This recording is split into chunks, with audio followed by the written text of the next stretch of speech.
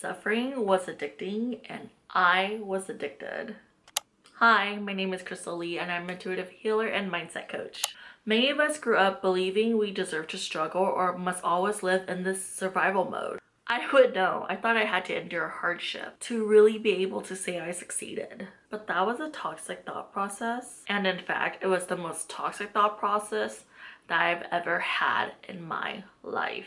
When I found out life could be easy, I practically tripped over myself. Could that really be true? That life could be so terribly easy and I was making it so terribly hard? No, it can't be. Over here in my thought process, like, no. How could it be so easy? But it was, and I learned that it could be. Because some of the struggles I had were completely made up in my mind. And some of them were struggles that I didn't have to endure, but I allowed myself to endure. For example, a toxic relationship in which I endured being disrespected. I didn't have to endure that. My lack of boundaries. Allowing myself to be put in situations in which on another day I would have been like, frickle frack frick no. And my terrible eating habits due to stress. I just ate whenever, wherever, instead of honestly figuring out my triggers. I honestly remained this way for a long time because honestly it felt as if I needed the struggle and the punishment to really also support my life story as to why things happened the way that they did in my life. But when I realized that I could end my sufferings simply by shifting my perspective and reflecting on what I was willing to tolerate, everything changed. But the change didn't come easy until I allowed it to happen. So now let's talk about your sufferings. Why do you choose to suffer in the way that you do? What are you learning from your sufferings? How do your sufferings serve you?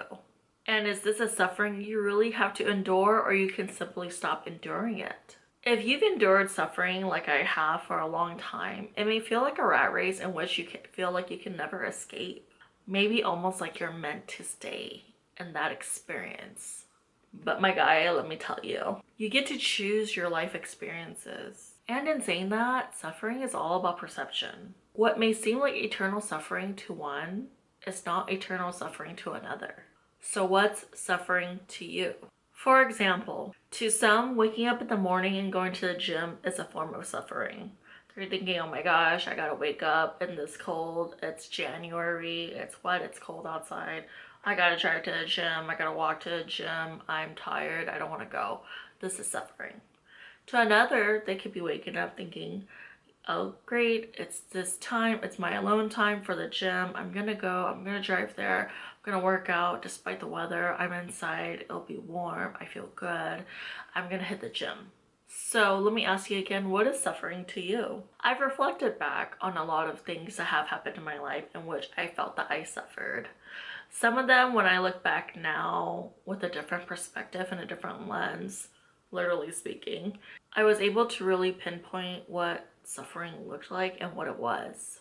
And from that moment on, I decided on an easy life instead of a life full of suffering. I also thought about future me and who future me wanted to be. Would future me want to live in a constant state of suffering? Or would she want to live in a higher elevated state where things came easy to her?